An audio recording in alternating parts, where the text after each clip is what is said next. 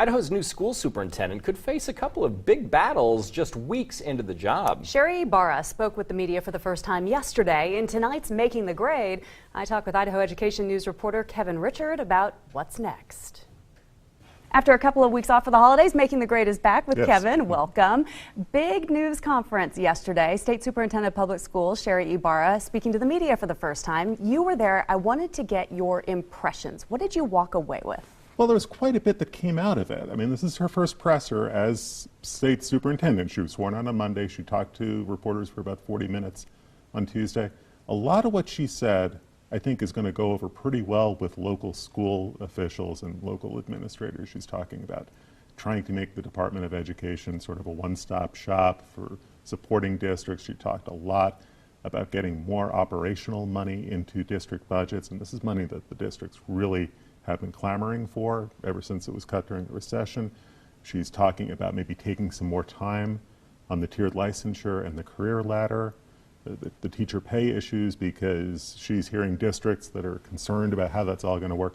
So I think she's saying a lot of things that local administrators and local educators are going to want to hear, but it sets up some interesting battles with the state board and with the legislature. State board really wants to move forward on some of these teacher salary issues in the legislature.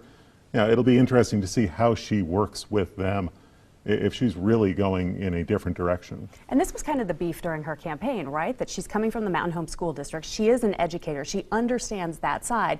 It was the politics side that everybody said, you have no experience here. She introduced her team yesterday as well. Do you see somebody on that team that's going to help her politically?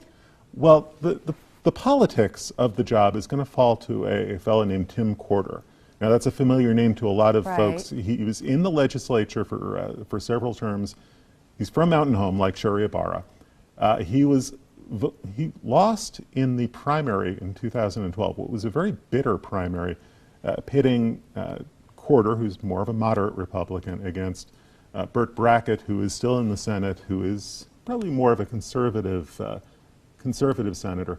So for Corder now, coming back to the State House a couple of years removed from that kind of an intra-party primary, it will be interesting to watch how he interacts with legislators, how legislators interact with him.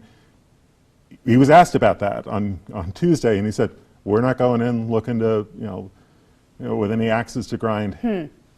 That's what we say before the session. We'll see how it comes out when tough decisions have to be made.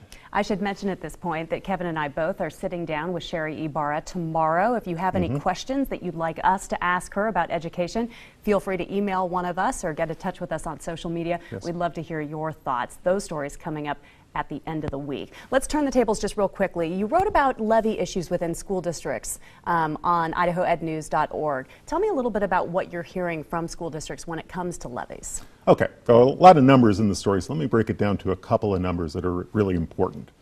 Across the state, school districts are collecting about $180 million in supplemental levies this year. That's a lot of money. It's actually down, though, from a year ago. It's about $8 million, $7 million less. Some districts have just taken lower levies, Boise, Nampa among them. But 93 school districts have levies. That's 93 out of 115 school districts, and that number continues to go up.